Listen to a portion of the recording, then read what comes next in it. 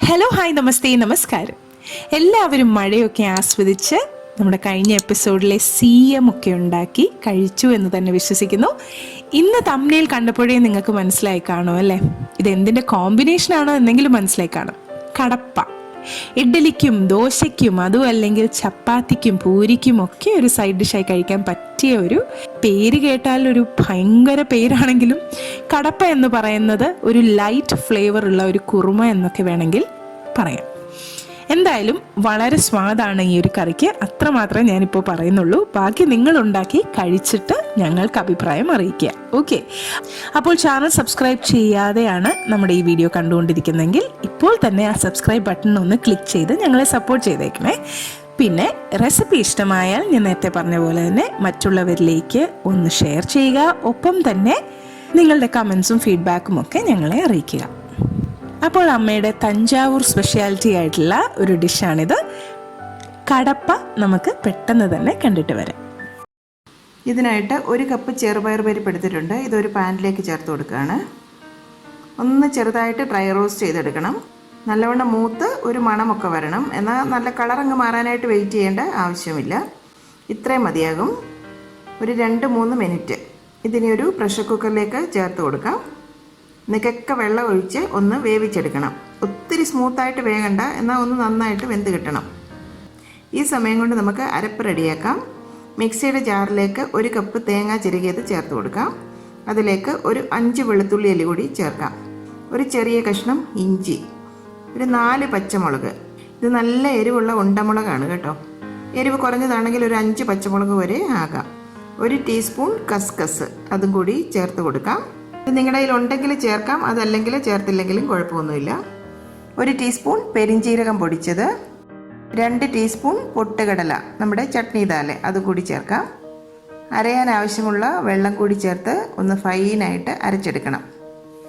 ഒരു പാനിലേക്ക് 2 table spoon oil ചേർത്ത് കൊടുക്കാം. ഇനി അതിലോട്ട് 2 ബേ ലീഫ്, ഒരു 6 ഗ്രാമ്പൂ, ഒരു 2 ഇഞ്ചിൻ്റെ ഒരു കഷ്ണം പട്ട, കറുവാപ്പട്ട, ഇത്രയും ചേർത്ത് ഒന്ന് വഴറ്റണം. എല്ലാം ഒന്ന് മൂത്ത് നല്ല ഒരു മണം വരണം. അതിനുശേഷം അതിലേക്ക് ഒരു 2 മീഡിയം സൈസ് സബോള ഇതുപോലെ തരിതരിപ്പായിട്ട് അരിഞ്ഞതാണ്, അതും കൂടി ചേർത്ത് കൊടുക്കാം. ഒന്നങ്ങ് വഴറ്റിയെടുക്കണം. ഒരു 2 തണ്ട് കറിവേപ്പില കൂടി ചേർത്ത് കൊടുക്കാം. എല്ലാം കൂടി ഒന്നും കൂടി അങ്ങ് വഴറ്റാം. ഒന്നങ്ങ് വഴണ്ടി കഴിഞ്ഞാൽ ഒരു വലിയ നുള്ള് മഞ്ഞൾപ്പൊടി കൂടി ചേർത്ത് കൊടുക്കാം. 1/4 ടീസ്പൂൺ ആവശ്യമില്ല കേട്ടോ, ഒരു വലിയ നുള്ള് മഞ്ഞൾപ്പൊടി മതി, ചെറുതായി ഒരു കളറിന് വേണ്ടിയിട്ട് മാത്രം. ഇനി ഒരു 2 ചെറിയ ടൊമാറ്റോ ചോപ്പ് ചെയ്തത് കൂടി ഇതിലേക്ക് ചേർത്ത് കൊടുക്കാം. എല്ലാം കൂടി ഒന്നും കൂടി അങ്ങ് വഴറ്റിയെടുക്കാം. ഇനി ആവശ്യത്തിനുള്ള ഉപ്പും കൂടി ചേർക്കാം. ടൊമാറ്റോയും ഒന്ന് വെന്തുടഞ്ഞ് കഴിഞ്ഞാൽ വേവിച്ച് വെച്ചിരിക്കുന്ന ആ ചെറുപയർ പരിപ്പും കൂടി അങ്ങ് ചേർത്ത് കൊടുക്കാം. കൂടാതെ ഒരു 2 പൊട്ടറ്റോ വേവിച്ചത് പീസാക്കിയതാണ്, അതും കൂടി ഇതിലേക്ക് ചേർത്ത് കൊടുക്കാം. കൈ കൊണ്ട് ഒന്നങ്ങ് ചെറുതായിട്ട് ഉടച്ച് ചേർത്താലും നന്നായിരിക്കും കേട്ടോ. എല്ലാം കൂടി ഒന്ന് മിക്സ് ആക്കി എടുക്കാം. അതിലോട്ട് അരച്ച് വെച്ചിരിക്കുന്ന തേങ്ങയുടെ കൂട്ട് നമുക്ക് ചേർത്ത് കൊടുക്കാം. ഇനി അതിലേക്ക് ഒരു 3 ഗ്ലാസ് തിളപ്പിച്ചരച്ച വെള്ളം കൂടി ചേർത്ത് കൊടുക്കാം. എല്ലാം കൂടി ഒന്ന് ഇളക്കി യോജിപ്പിക്കാം. ഉപ്പൊക്കെ ഒന്ന് ചെക്ക് ചെയ്ത് നോക്കാം. എല്ലാം കറക്റ്റാണ്. ഒരു 5 മിനിറ്റ് എല്ലാം കൂടി ഒന്ന് തിളച്ചോട്ടെ.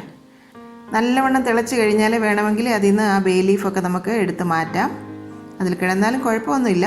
ഇനിയും വലുതായിട്ട് കിടക്കുന്നത് ബുദ്ധിമുട്ടുണ്ടെങ്കിൽ എടുത്തതങ്ങ് മാറ്റാം. ഇപ്പോൾ 5 മിനിറ്റ് നന്നായിട്ട് തിളച്ചിട്ടുണ്ട്. കണ്ടില്ലേ, പൊട്ടറ്റോ കഷ്ണങ്ങളൊക്കെ ഇതുപോലെ കിടക്കണം.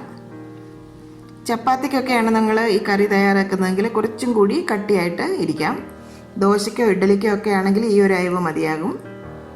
അതിലോട്ട് ഒരു നാരങ്ങയുടെ നീര് കൂടി നമുക്ക് ചേർത്ത് കൊടുക്കാം.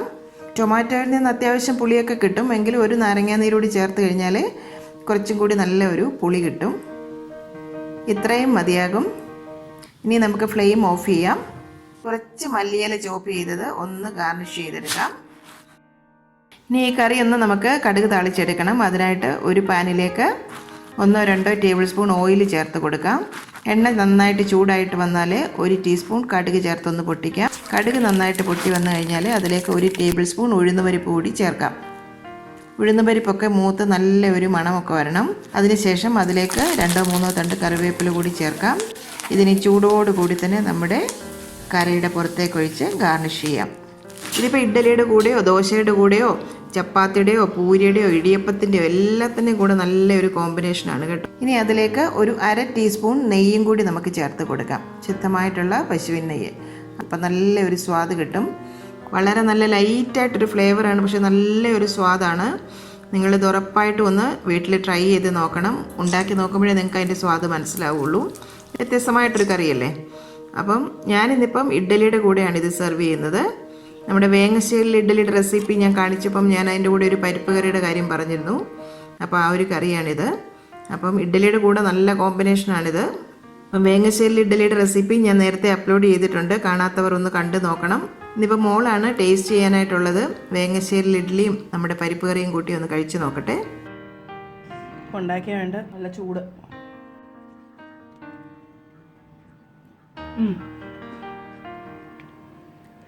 നല്ല ടേസ്റ്റ് ഉണ്ട് കേട്ടോ. ഇത് ശരിക്കും എനിക്ക് തോന്നുന്നു ഇത് ദോശയുടെയും ഇഡ്ഡലിയുടെയും ഒക്കെ കൂടെ തന്നെ നന്നായിട്ട് പോവും. ഇത് കൂടാതെ ചപ്പാത്തിയിലൂടെ വേണമെങ്കിൽ ചപ്പാത്തിയിലൂടെയും പോവും. എനിക്ക് ഭയങ്കര ഇഷ്ടപ്പെട്ടു. അപ്പം നല്ലൊരു റെസിപ്പിയാണ്.